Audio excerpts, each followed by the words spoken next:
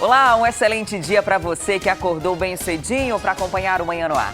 Hoje é terça-feira, 13 de junho de 2017. Você confere o que é destaque nesta edição.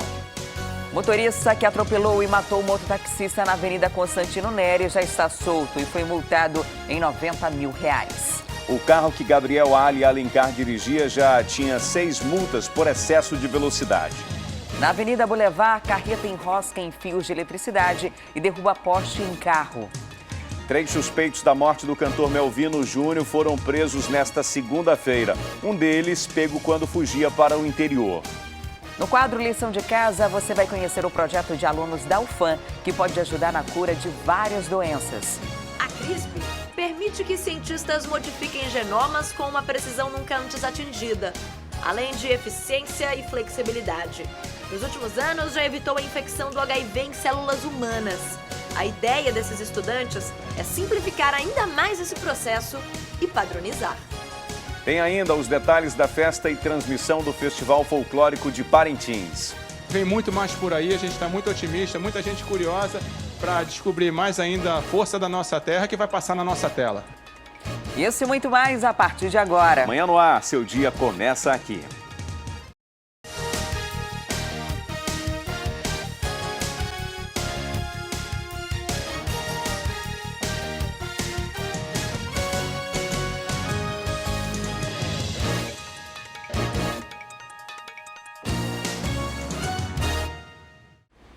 São 6h02, nós estamos ao vivo e você pode participar do programa Manhã no Ar, mandando para cá suas sugestões, reportagens, denúncias flagrantes. Envie uma mensagem de áudio ou de vídeo para o nosso WhatsApp, que é o 9225-8767. Entra também na nossa página no Facebook e interage com a gente por lá.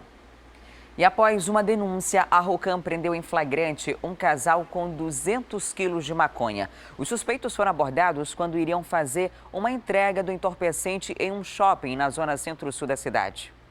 Um casal foi preso justamente no Dia dos Namorados. Se trata do Denis Santos Seixas, de 27 anos, e da Karen Regina, de 18 anos. A denúncia chegou através do WhatsApp da Rocan e dizia mais ou menos o seguinte: olha, na manhã de hoje um casal vai estar em um shopping da zona centro-sul da cidade. Eles vão estar em um veículo modelo Onix e estarão com vários quilos de maconha do tipo skunk. Nesse momento, os policiais da Rocan foram até o shopping, ficaram acampando esperando o casal. No momento em que o Denis saiu do carro, a polícia fez a abordagem e encontrou no interior do veículo, a princípio, 50 quilos de drogas. Ao ser abordada, a Karen disse que não sabia da situação, porque ela tinha ido até o shopping para comprar um presente a pedido do namorado. Eles namoram há cerca de um mês. Foi nesse momento que o Denis entregou toda a ação, disse que estava lá, que ele iria entregar essas drogas para um grupo de traficantes na zona leste da cidade. E o ponto de encontro seria o shopping. Foi nesse momento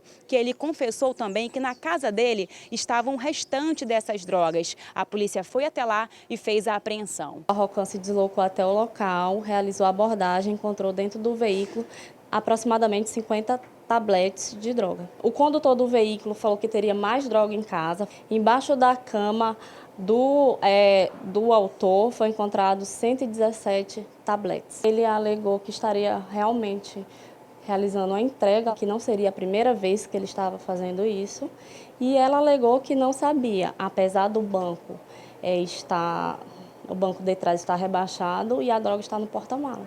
Os dois foram autuados em flagrante por tráfico e associação ao tráfico e serão encaminhados à audiência de custódia. E um homem foi preso em flagrante enquanto tentava entrar com droga na unidade prisional de Manacapuru. A Polícia Civil prendeu em flagrante aqui em Manacapuru um homem que tentou entrar com droga na unidade prisional aqui do município, que, por sinal, funciona no mesmo prédio da delegacia. Elison Monteiro da Silva, de 22 anos, estava com esta porção, supostamente de maconha, escondida dentro de uma marmita que iria ser entregue para um detento. Na hora da revista, a porção da droga, que não é nada pequena, foi encontrada no meio da comida. Na hora da entrega de alimentação, o nacional Elison Monteiro compareceu lá e na revista, no Marmitex, que ele estava entregando lá para um dos detentos, que ele não quis falar o nome, foi encontrada uma porção média de maconha, né? na revista. Então, foi dado voz de prisão para ele e ele foi flagranteado por tráfico majorado. Agora está à disposição do Poder Judiciário, né? No local onde ele foi deixar a droga, agora ele está preso. E fica aí o alerta, não é a primeira vez. E estamos atentos aí para que isso não ocorra. E 5 homens invadiram uma assistência técnica especializada em televisores e levaram cerca de R$7 mil em aparelhos. O circuito de segurança aqui da rua registrou toda a ação dos bandidos. Por volta, mais ou menos, de 2h30 da manhã, 5 homens, 2 esperaram lá naquela esquina. Os outros 3 vieram até aqui, nessa assistência técnica. Eles tiveram tempo suficiente, cerca de 20 minutos. Arrombaram aqui essa primeira porta, tiraram os cadeados. A porta de vidro a gente observa também que está sem a fechadura. Eles entraram aqui na assistência técnica, tiveram tempo suficiente para levar 6 aparelhos televisores. Aparelhos esses que pertencem a clientes aqui dessa assistência. O que mais chama a atenção é que eles testaram aparelho por aparelho para saber quais estavam em bom estado. Eles foram levando um por um.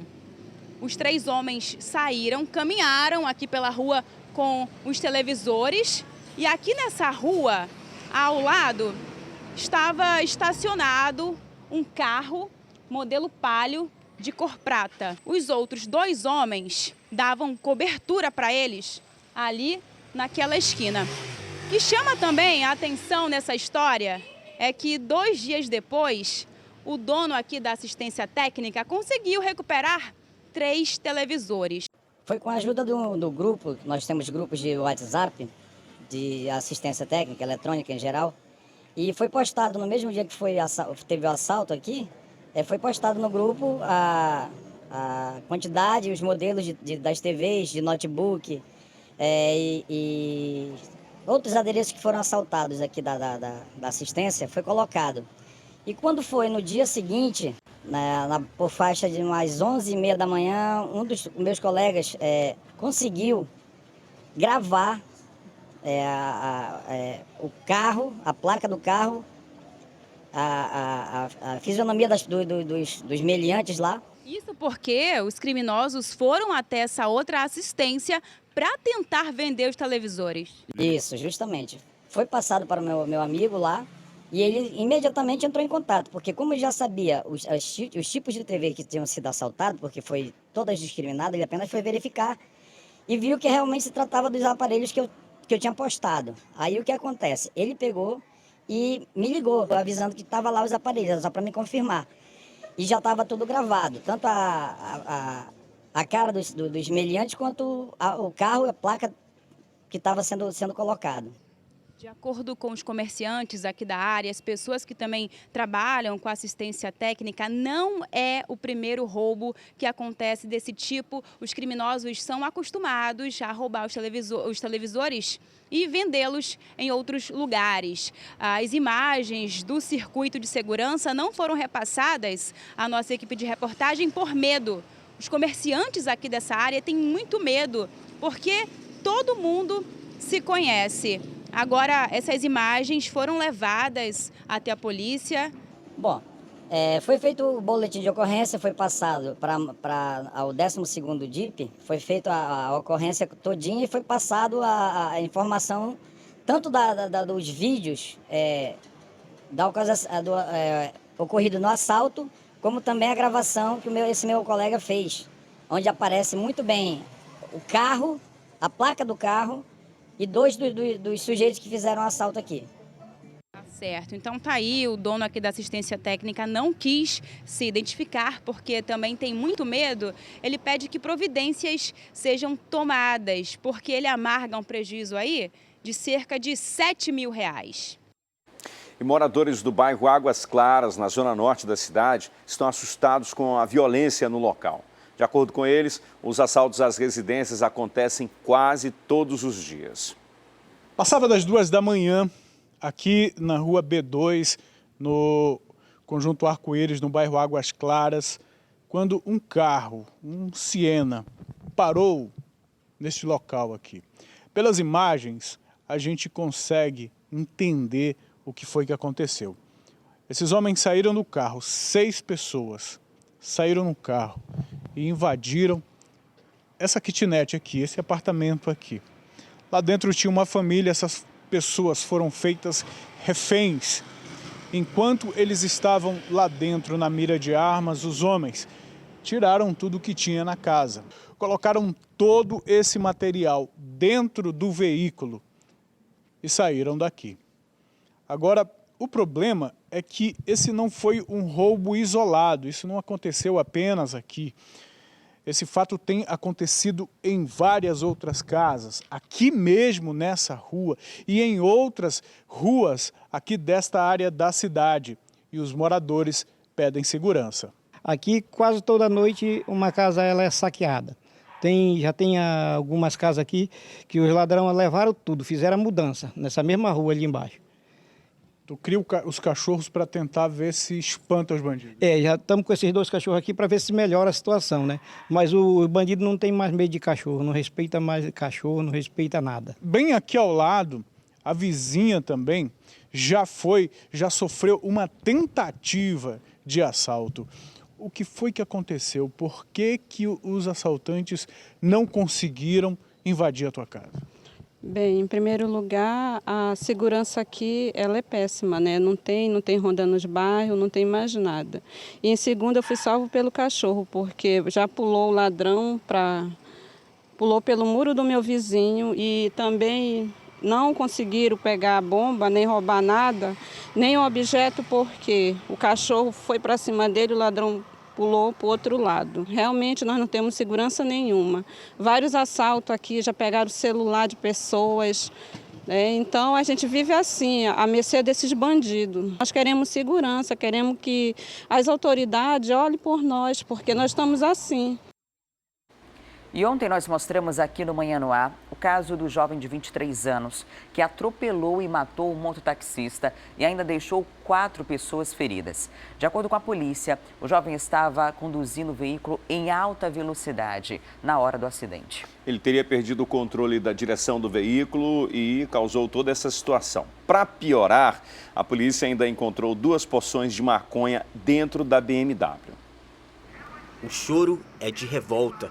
Como alguém que estava trabalhando pode ter morrido desse jeito? No velório do mototaxista César Severiano Leite, de 42 anos, amigos e familiares prestaram as últimas homenagens. Na noite do acidente, ele esperava um cliente na Avenida Constantino Neri quando foi atropelado. O suspeito, o estudante Gabriel Ali Alencar, de 23 anos. Ele estava trabalhando no momento para levar o pão para casa de cada dia, né? Porque ele depende desse trabalho e vem um desocupado, embriagado, para poder tirar a vida dele, cefar a vida dele. Gabriel estava neste carro de luxo modelo BMW. Segundo a polícia, ele tinha apostado uma corrida com outro motorista ainda não identificado. O carro perdeu o controle e bateu no mototaxista. César morreu na hora. Além disso, outras 4 mulheres também foram atropeladas por Gabriel. 2 ficaram presas nas ferragens. Depois do crime, a população tentou agredir o estudante. A polícia foi acionada e, como ele se recusou a fazer o teste do bafômetro, foi levado para a delegacia mais próxima. Quando chegou aqui na delegacia, Gabriel disse que só iria depor em juízo.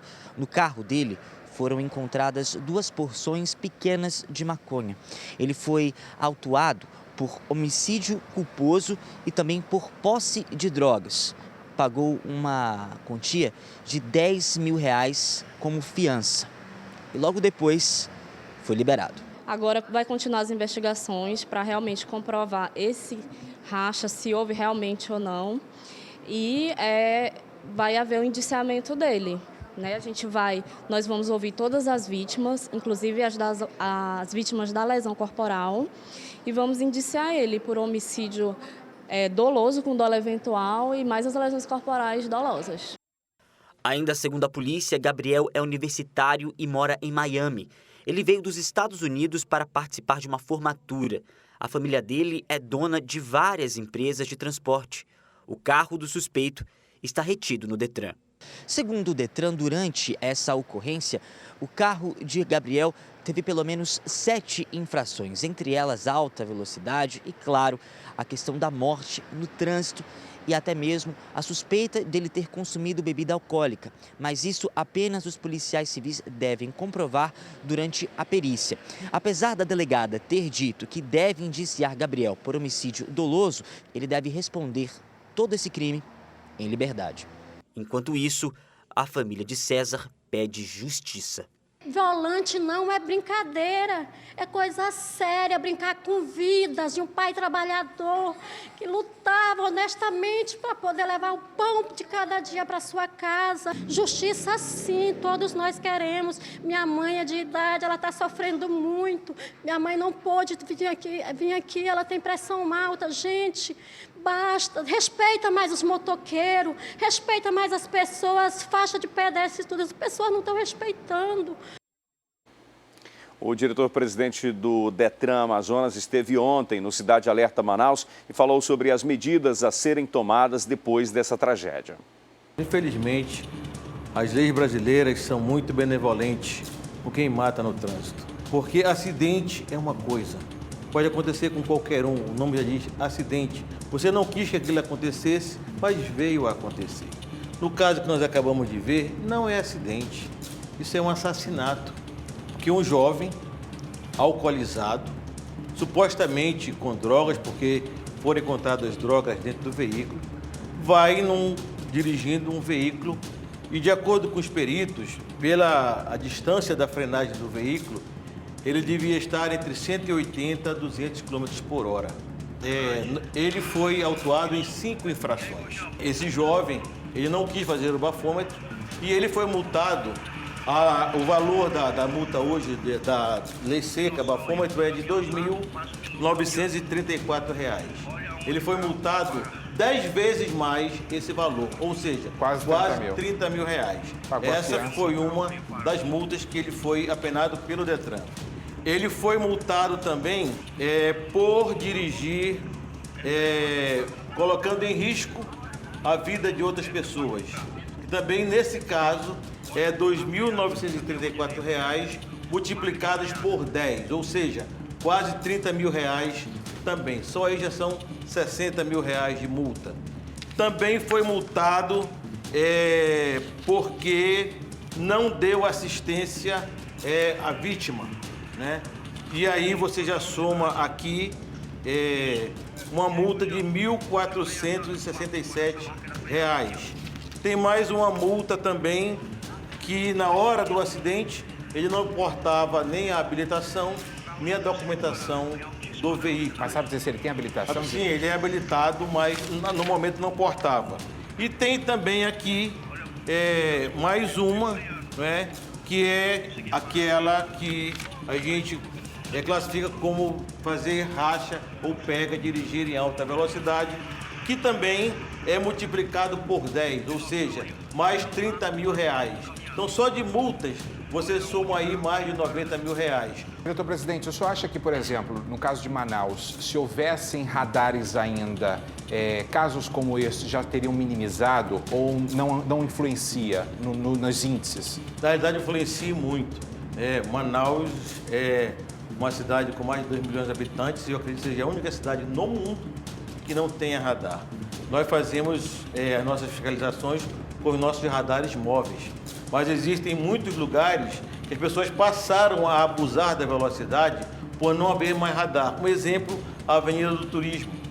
Muitos acidentes ocorreram ali, passaram a ocorrer porque não tem radar naquela localidade. Outro exemplo também, a Efigênio Salles, logo após ali uma casa de show. Ali tinha um radar onde muitos acidentes foram evitados. Voltaram a ter acidentes ali também. Por quê? Porque o radar, ele inibe. A pessoa sabe que tem um radar e diminui.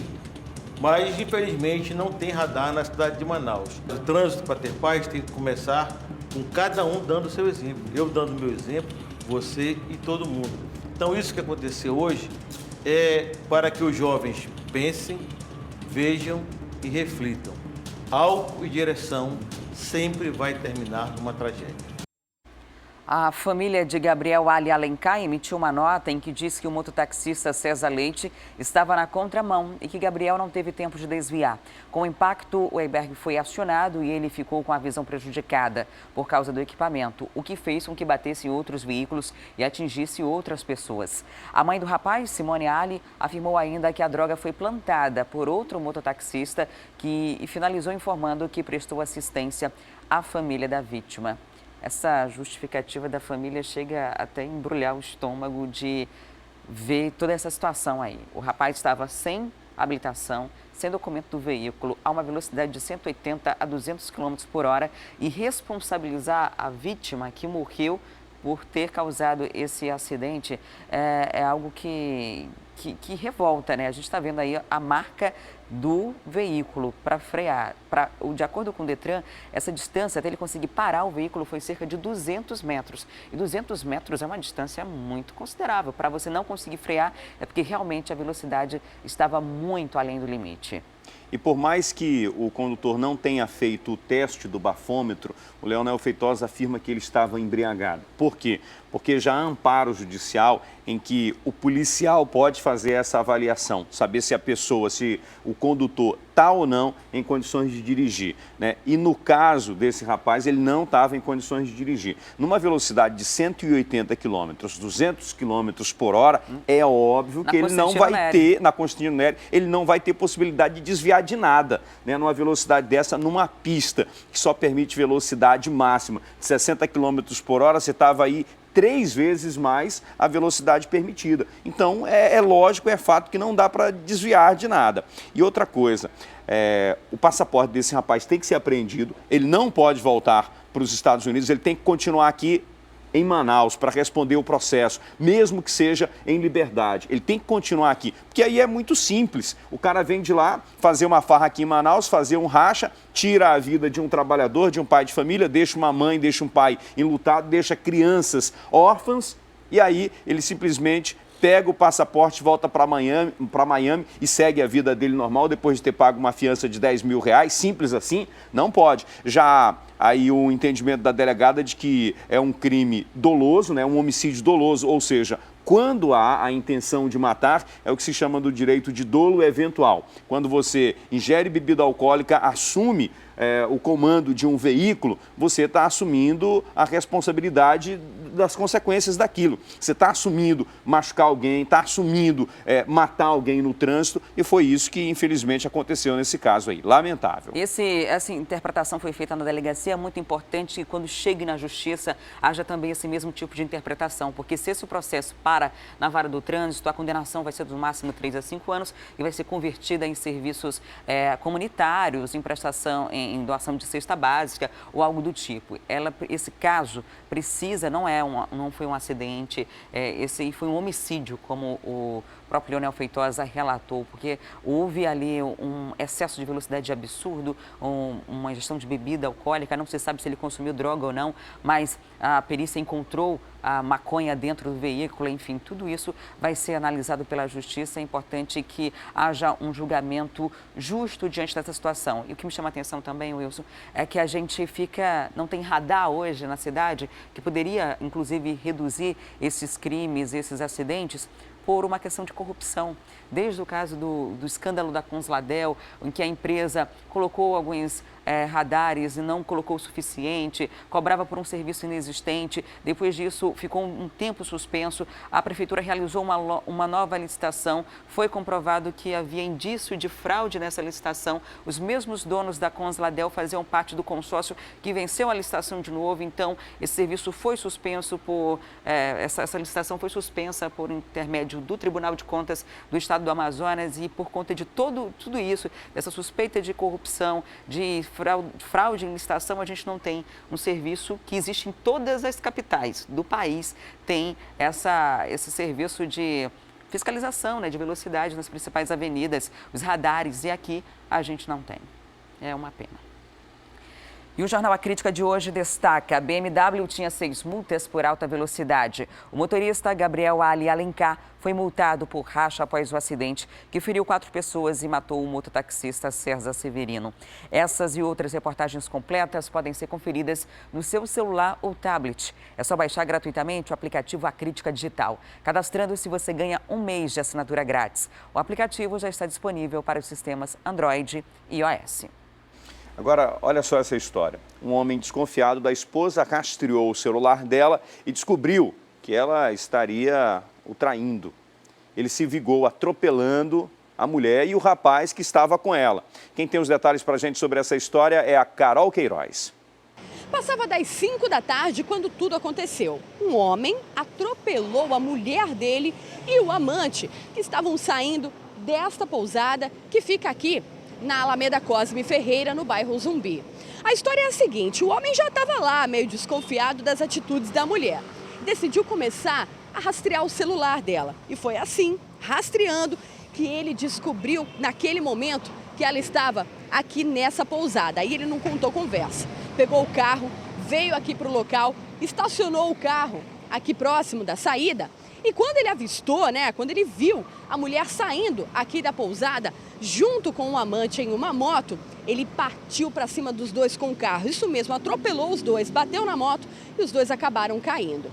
As vítimas, a mulher e o amante, foram levados até o Hospital e Pronto-Socorro João Lúcio. Já o homem, que não fugiu aqui do local, inclusive esperou a polícia, foi autuado em flagrante e vai responder pela tentativa de homicídio. E mais um caso de atropelamento. Um homem foi preso suspeito de ter agredido e atropelado pelo menos 2 pessoas depois de uma discussão no condomínio onde mora. Esse caso aconteceu no mês passado. Segundo a polícia, o empresário pode ser indiciado por lesão corporal e tentativa de homicídio.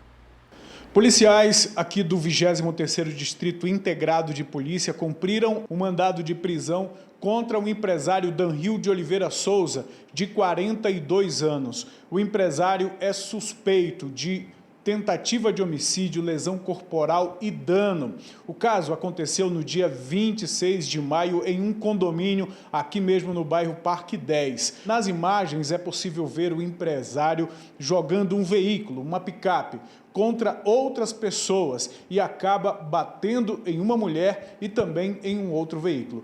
Essa confusão aconteceu durante uma festa de aniversário que acontecia de noite dentro deste condomínio. Eu vou conversar com o delegado Henrique Brasil, que é titular aqui do 23º Distrito Integrado de Polícia. Delegado, vocês já sabem exatamente o que foi que provocou toda essa confusão que terminou no descontrole do empresário?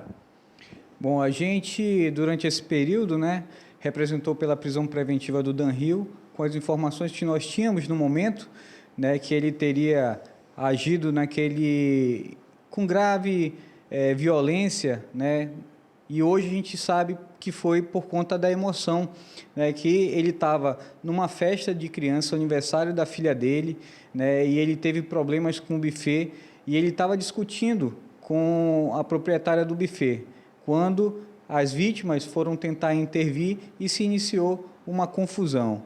O Danril, num momento de muita raiva, veio a utilizar o carro dele como instrumento de crime, como uma arma mesmo, e jogou o veículo dele contra outro veículo, assumindo o risco de machucar outras pessoas e ainda acabou batendo numa moça que estava passando próximo ao local. Ele vai responder por que crimes, delegado? A princípio, nós ainda estamos em investigação, mas o inquérito foi instaurado por lesão corporal, dano e tentativa de homicídio, que foi o que gerou esse mandado de prisão preventiva. Nesse caso, as vítimas envolvidas também já foram ouvidas? As vítimas já foram ouvidas, foram ouvidas algumas testemunhas pela parte dele, algumas testemunhas pela parte das vítimas, e agora a gente ainda pretende ouvir funcionários do condomínio que tenham presenciado o fato. Obrigado, delegado. Bem, é uma situação complicada você ter problemas no dia do aniversário de uma filha de uma criança, mas nada justifica uma reação violenta. O Danril já foi ouvido aqui pelo delegado e deve ser encaminhado também para fazer o exame de corpo de delito e depois vai ficar à disposição da Justiça. No final de semana, a Justiça revogou a prisão preventiva do empresário e ele vai poder responder o crime em liberdade. E na noite de ontem, um acidente deixou o trânsito lento na Boulevard Álvaro Maia. Uma carreta enroscou nos fios de eletricidade e derrubou um poste que acabou atingindo um carro que passava pelo local.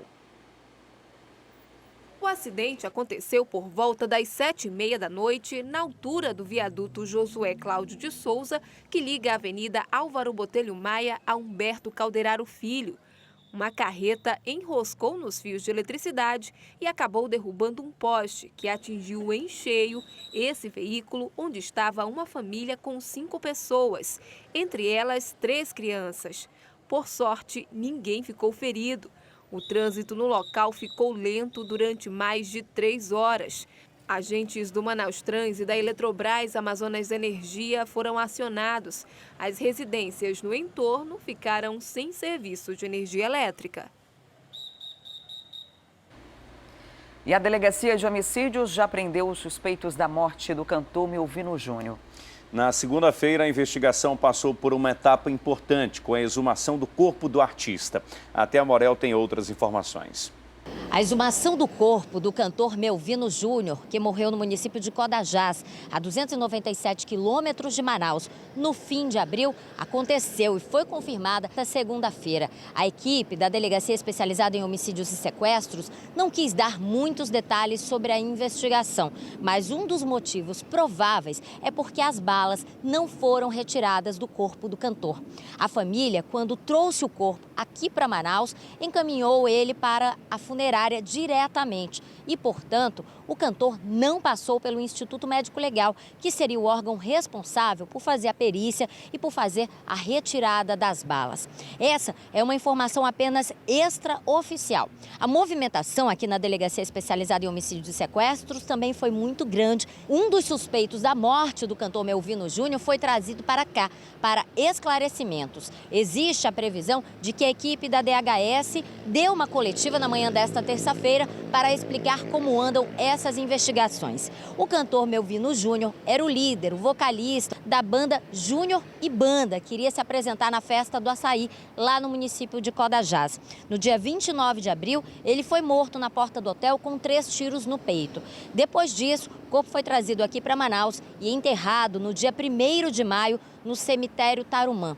Desde então, a polícia vem fazendo um intenso trabalho de investigação para descobrir quem são os suspeitos por esse crime. Um deles foi detido, deve ser apresentado ainda nessa semana e somente aí é que a delegacia especializada vai prestar mais esclarecimentos sobre o que de fato aconteceu e sobre os motivos desse crime.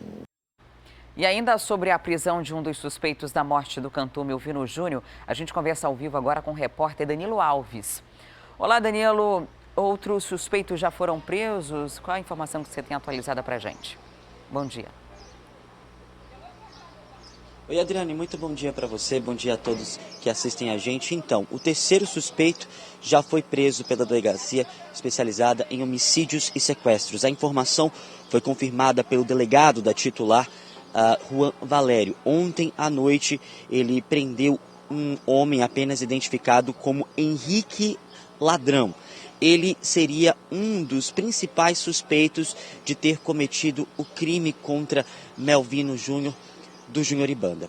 De acordo com informações da Polícia Civil, ele estava em uma embarcação indo para Quari, saindo de Codajás, a 297 quilômetros aqui da nossa capital, e indo para o município de Quari. Quando a Delegacia Especializada soube dessa informação, foi até lá no município, o delegado Juan Valério foi até a embarcação e mais a equipe de investigação dele conseguiu prender o Henrique. As fotos da prisão foram divulgadas nas redes sociais e hoje, por volta das 10 horas da manhã, esses 3 suspeitos devem ser apresentados pela Polícia Civil. A assessoria confirmou a situação, no caso a apresentação deles, para as 10 horas da manhã. No caso, os outros 2 suspeitos, ou seja, um dos suspeitos, o Henrique, estava na embarcação e o outro tentou também fugir, que no caso seria o mandante desse crime, não chegou a entrar na embarcação. Mas segundo a delegacia especializada,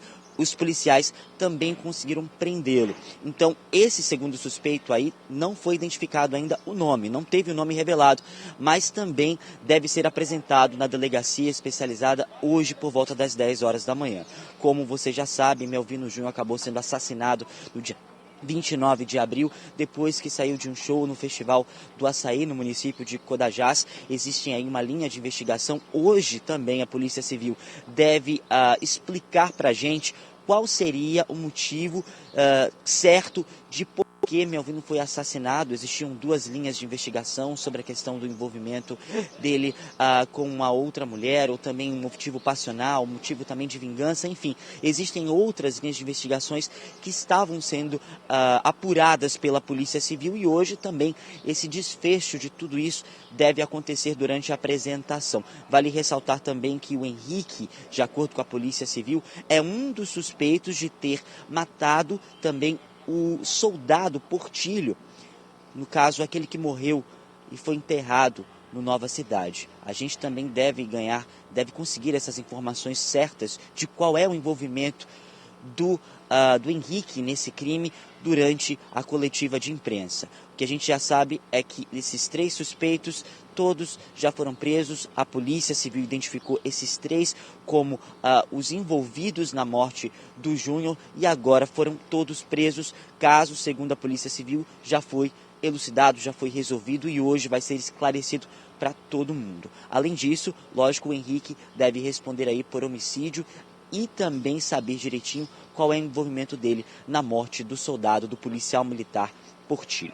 Volto com vocês no estúdio. Ok, Danilo, obrigada pelas informações. E no Lírio do Vale 1, os moradores estão enfrentando diversos problemas, desde ruas esburacadas a bueiros entupidos. O que agrava ainda mais a situação é que isso se repete nas 25 ruas do bairro, o que ocasiona alagamentos constantes. Logo da principal rua de entrada do bairro General Figueiredo, os buracos tomam conta. Os carros que trafegam por aqui precisam diminuir a velocidade para conseguir passar. De acordo com os moradores, a operação Tapa Buraco passou por aqui em setembro do ano passado. O serviço foi feito, mas foi só chegar o inverno amazônico para os buracos voltarem a aparecer. Só que detalhe, cada vez maiores. Um problema que se estende nas outras 24 ruas aqui do Lírio do Vale 1. A comunidade afirma que todo ano a história se repete. Eles reclamam da qualidade do serviço prestado. Normalmente o serviço é mal feito. Se eles chegam aqui, fazem um tapa-buraco meia boca e aí fica por isso mesmo. Aí nas primeiras chuvas o asfalto já vai embora. Na rua Paranapanema, onde os ônibus trafegam, a história é a mesma. No lugar de asfalto, cascalhos, colocados pelos próprios moradores para que os coletivos possam passar. Essa rua é a rua do ônibus, onde vem lá do Lírio do Vale 2.